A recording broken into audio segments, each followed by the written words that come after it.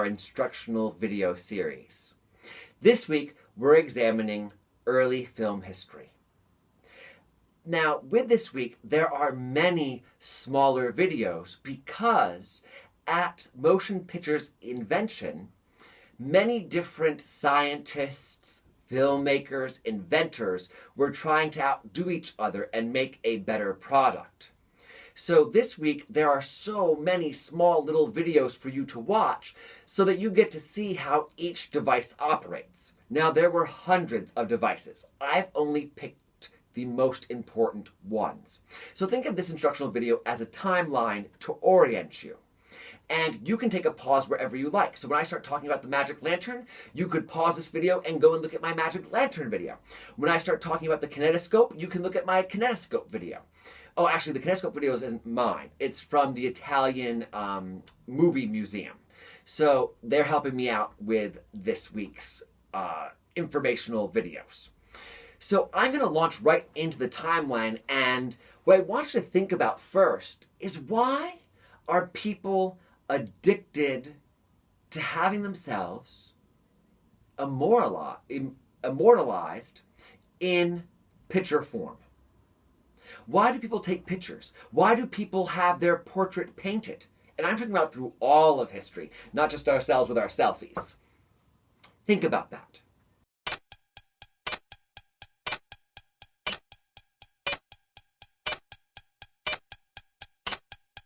So, I already gave you a hint by using the word immortalized. If you think about it, we only spend so much time on this planet. And I think there's a need that we make an impression.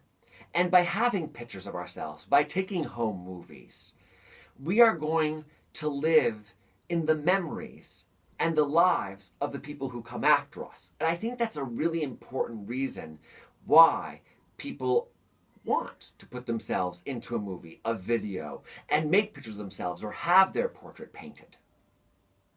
So people are also fascinated by images.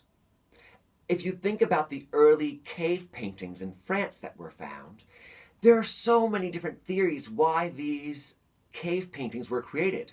Maybe it was to document the hunt that these cave paintings are about.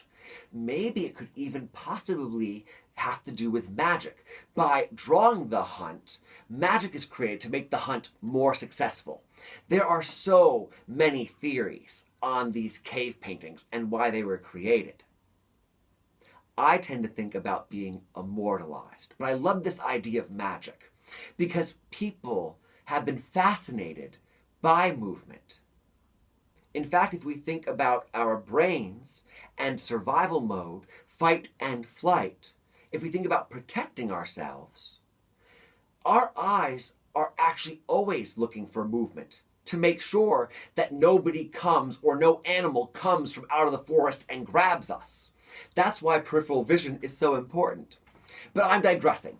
Let's get into film. So the very first thing I want you to know about is the magic lantern. And I've created a whole little video I want you to watch on the magic lantern. And it goes into great detail. It shows you many different magic lanterns, and it shows you how the magic lantern works. And this magic lantern, the idea of it was created back in the 1600s, so very early on. It's in fact our very first projector. So that's the very first device I want you to look at. And the video tells you everything you need to know. So after the magic lantern, the next thing I want you to watch is the kinetoscope video that was done by the Italian Museum of Motion Picture Making. So that was created, the kinetoscope, in 1841 by Joseph Plateau. And what he has done is laid down the principles for early animation. So the magic lantern and the kinetoscope, all of these things are hand-drawn or hand-painted. The most important invention that comes out is from 1826, and that's when the first photograph was taken. And the reason why still photography is so important is because it uses celluloid film. Celluloid film allows the photographer to capture a human being naturalistically. you're able to capture the moment. But back in the day of 1826, it took a while to capture that image because the subject had to stand for a long time to allow enough light to come in through the iris to capture the image onto the celluloid film. So I don't need to remember any of these dates so far, but I just want to orient you into terms of time and space. So it takes a long time from the 1600s to 1841 to get these three major inventions. But things really start to pick up. So Edward Muybridge is this inventor, photographer, and scientist, and he is really into locomotion. And what he does is he takes 12 still cameras and lines them up in a row. And he has his subject, a horse, run across these 12 still cameras. And he sets his cameras up in terms of the principle of dynamite. So if you know about dynamite, you have this very long wick that you set your flame up on. And that flame finally reaches the first roll of dynamite. And that dynamite explodes the next piece of dynamite, which explodes the next piece of dynamite, which explodes the next piece of dynamite. So it's like dominoes. And Edward Muybridge does the same thing with cameras. So the first camera triggers the second camera, the third camera, the fourth camera, through 12 cameras. And what Edward Muybridge figures out is that horses, when they run, leave the ground. And he already believed that horses left the ground when they ran, that they were able to break gravity, the laws of gravity, for a moment. And that blew away the minds of people. But Edward Muybridge went further, and he recorded all kinds of animals, many different kinds of women and men, to understand how locomotion works. Now, he, of course, shot his subjects naked, because how are you going to see the muscles of a human being and how they work if they're all clothed? And Muybridge is working in the Victorian age. And so women had to wear 17 layers of undergarments. That's just undergarments. We're talking underwear and corsets and girdles here. We're not even talking about the outer layers.